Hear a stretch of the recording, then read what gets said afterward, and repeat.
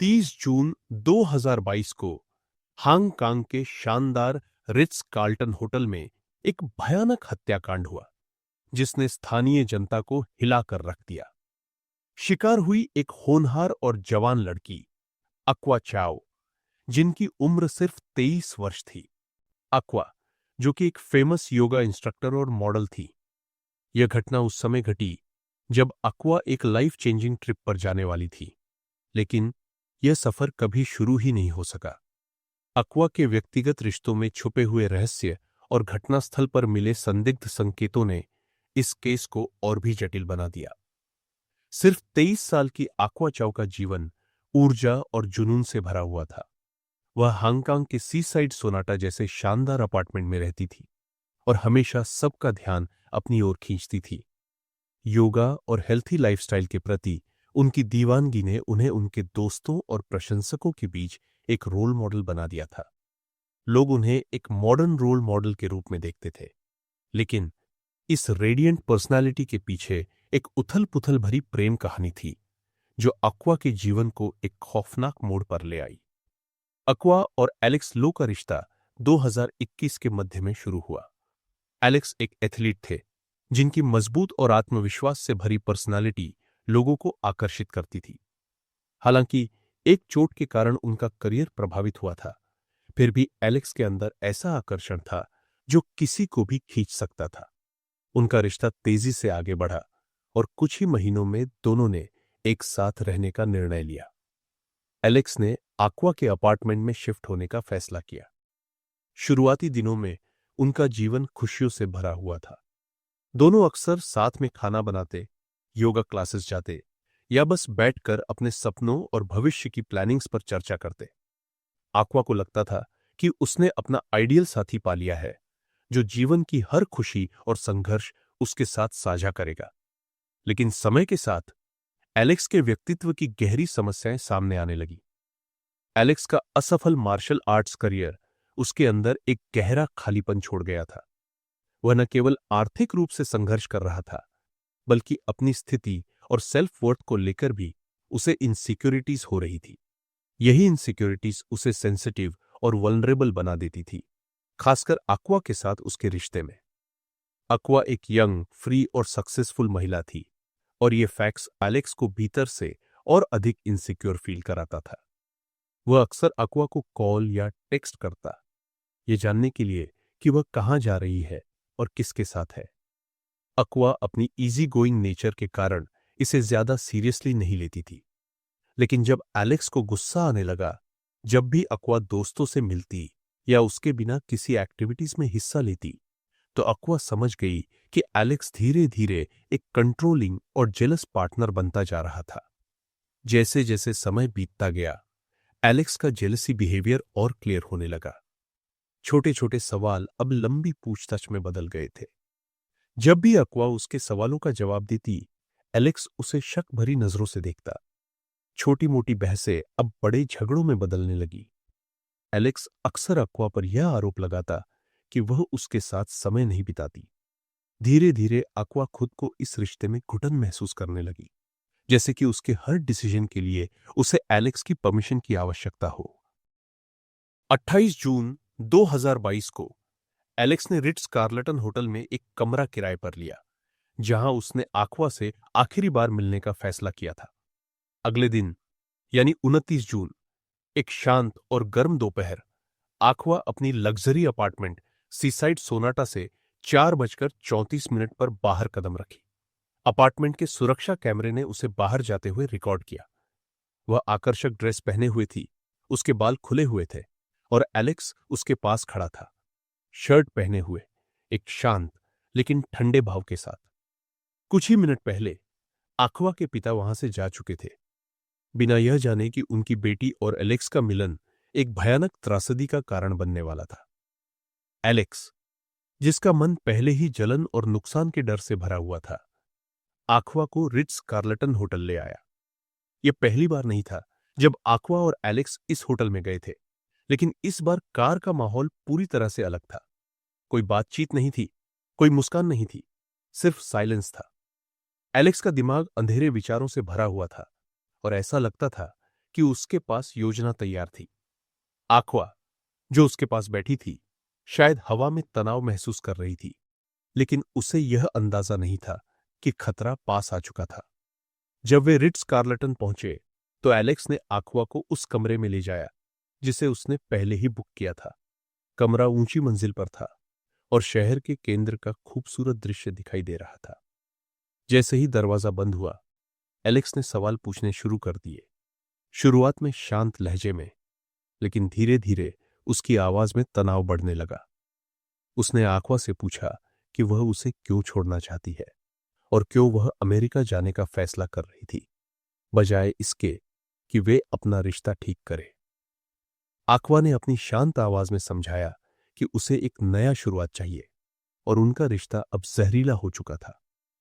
उसने एलेक्स को यह समझाने की कोशिश की कि ब्रेकअप दोनों के लिए सबसे अच्छा होगा, लेकिन आक्वा के शब्दों ने एलेक्स के अंदर जलती हुई आग को और बढ़ा दिया। वह आक्वा को छोड़ने को तैयार नहीं था और यह सोच भी नहीं सकता था कि वह बिना उसके एक नई जिंदगी शुरू करेगी। बहस तेजी से बढ़ी और एलेक्स ने आक्वा पर विश्वासघात और उसे छोड़ने का आरोप लगाया जब उसे उसकी सबसे ज्यादा जरूरत थी। आक्वा कमरे से बाहर निकलने की कोशिश करने लगी, लेकिन एलेक्स ने उसका रास्ता रोक लिया। उसकी आंखों में गुस्से की ज्वाला थी। अचानक गुस्से में आकर एलेक्स ने एक लंबा चाकू निकाला जिसे उसने अपनी जेब में छिपा रखा था। बाद में जब पुलिस ने सुरक्षा कैमरों की जांच की तो पता चला कि एलेक्स अपने बैग में 27 सेंटीमीटर लंबा चाकू छुपाए हुए था। यह दिखाता है कि उसकी योजना पहले से तैयार थी। यह एक तात्कालिक कदम नहीं था। उसने रिट्स कार्लटन होटल को चुना, जो एक शानदार स्थान था, ताकि वह अपनी हत्या की योजना को सामान्य दिखा सके। एलेक्स ने पहला वार सीधे आक्वा के शरीर पर किया, जिससे वह तुरंत गिर पड़ी, लेकिन एलेक्स ने रुकने का नाम नहीं लिया। जलन और गुस्से ने उसे पूरी तरह से जकड़ लिया था। वार आक्वा के सीने, पेट और गले पर होते रहे। इनमें से 2 घातक वार, एक उसके बाएं सीने में और एक गहरे घाव के रूप में गले में, ने उसकी जान ले ली। उस कमरे की सामान्य शांति अब हमले की आवाज और खून की गंध से भर चुकी थी। आक्वा, जो युवा और जीवन से भरी थी, अब जमीन पर बेसुध पड़ी थी। उसका शरीर खून से सना हुआ था। एलेक्स, जो उसके शरीर के ऊपर खड़ा था, अभी भी चाकू पकड़े हुए था और खून की बूंदें कालीन पर गिर रही थी, जिससे एक लंबी लाल धारा बन रही थी। उसने आक्वा को ऐसे देखा जैसे वह विश्वास नहीं कर पा रहा हो कि उसने यह भयानक काम किया है। लेकिन वह घबराहट सिर्फ कुछ ही पल के लिए थी। फिर ठंडे और गणना करने वाले विचारों ने उसे घेर लिया। एलेक्स ने चाकू को साफ किया और एक तौलिए से उसे पोंछा। फिर उसने आक्वा के शरीर को बाथरूम में खींच लिया और उसे बाथटब में रखा। उसने एक बड़ा तौलिया लपेटा, जैसे आक्वा के घावों को ढकने का प्रयास कर रहा हो, ताकि उसे एक शांति से भरी हुई स्थिति दिखा सके। लेकिन खून से सना दृश्य और कमरे में फैली हुई खरोंचें उस भयावह अपराध को नहीं छिपा सकी। इसके बाद एलेक्स ने मौके से तुरंत भागने का फैसला नहीं किया। उसने अपनी नाइट एक्सटेंशन के लिए होटल के फ्रंट डेस्क से अनुरोध किया, एक शांत लहजे में, बिना किसी घबराहट के। फिर एलेक्स खिड़की के पास एक कुर्सी पर बैठ गया, हाथ में पानी का गिलास पकड़े हुए, लेकिन पीने की कोई कोशिश नहीं की। उसकी आंखें सबकॉन्शियस रूप से शहर के दृश्य को देख रही थी। उसने टीवी चालू किया, लेकिन जो भी प्रसारण हो रहा था उस पर कोई ध्यान नहीं दिया। एलेक्स के मन में शायद वह अपने अगले कदम की योजना बना रहा था। सारी रात एलेक्स उसी खून से सने कमरे में बैठा रहा, बिना एक बार भी बाहर गए। उसने अपने कमरे में खाना मंगवाया, होटल स्टाफ से सामान्य बातचीत की और कोई असामान्यता नहीं दिखाई। लेकिन जितना वह कोशिश करता, उसकी छापों को छुपाने की कोई कोशिश काम नहीं आई। चाकू पर उसके अंगूठे के निशान, आक्वा के शरीर को लपेटने वाले तौलिए पर और कमरे के दरवाजे पर उसकी छापें, सभी वे प्रमाण बन गए जिन्होंने पुलिस को इस क्रूर अपराध के बारे में सारी सच्चाई तक पहुंचाया। जब सुबह का उजाला हुआ, एलेक्स अभी भी उस कमरे में शांत बैठा था, जैसे वह किसी घटना का इंतजार कर रहा हो। न तो वह वहां से बाहर गया, न ही उसने अपने निशानों को मिटाने की कोई कोशिश की। शायद अपनी विक्षिप्त मानसिकता में एलेक्स जानता था कि अब सब कुछ खत्म होने वाला था और वह उस अंत से बच नहीं सकता था जिसे उसने खुद उत्पन्न किया था। 30 जून 2022 को आखवा के परिवार को चिंता होने लगी जब वह पिछले एक दिन से उनसे संपर्क नहीं कर सके। योजना के अनुसार आखवा को पिछली रात हवाई अड्डे पर होना था ताकि वह अमेरिका के लिए उड़ान भर सके, लेकिन जब उन्होंने एयरलाइन से संपर्क किया तो उन्हें बताया गया कि उसने अपनी फ्लाइट के लिए चेक इन नहीं किया। बात और बिगड़ी जब आखवा की करीबी दोस्त ने उसके अपार्टमेंट में जाकर देखा तो पाया कि उसका सामान वैसा का वैसा रखा हुआ था और उसने यात्रा के लिए कोई तैयारी नहीं की थी।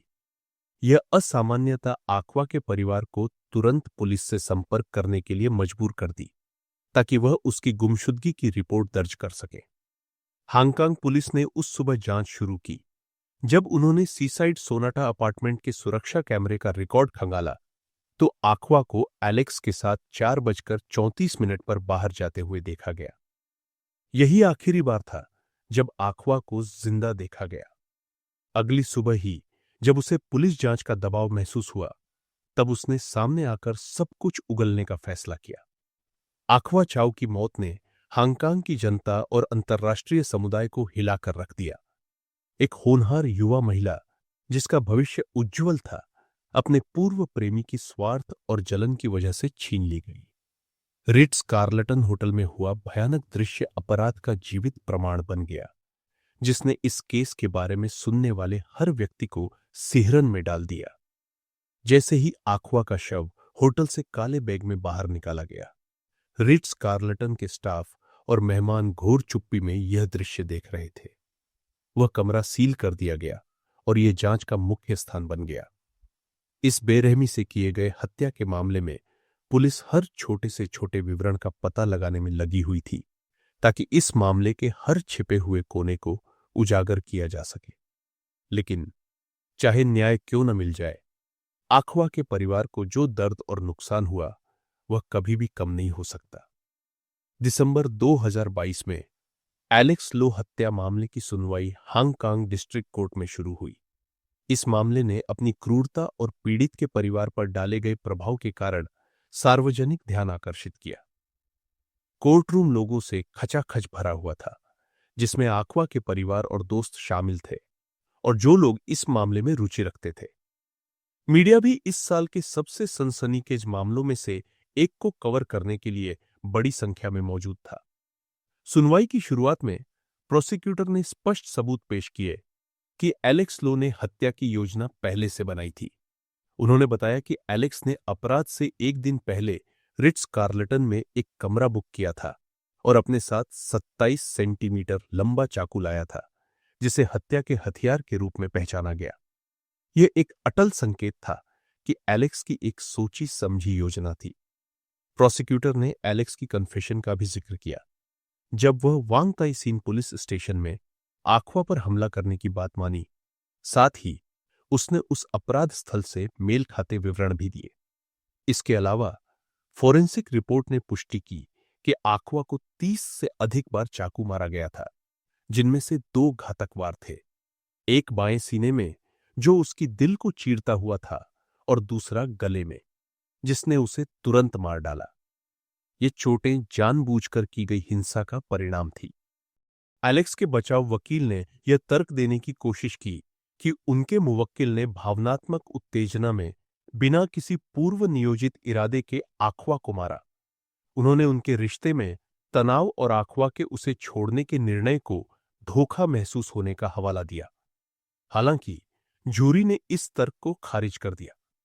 कोर्ट ने यह स्पष्ट किया कि सबूतों से यह सिद्ध हो गया था कि एलेक्स ने चाकू लाने और कमरे को बुक करने जैसी तैयारियों के साथ इस हत्या की योजना बनाई थी जो उसकी स्पष्ट मंशा को दिखाता था। 15 दिसंबर 2022 को कोर्ट ने एलेक्स लो को पूर्व नियोजित हत्या का दोषी ठहराया और उसे उम्र भर की सजा सुनाई। यह फैसला आखवा के परिवार और सार्वजनिक लोगों से सहानुभूति के साथ लिया गया। हालांकि न्याय मिल चुका था, आखवा के परिवार को जो नुकसान और दर्द झेलना पड़ा वह कभी भी भुलाया नहीं जा सकता।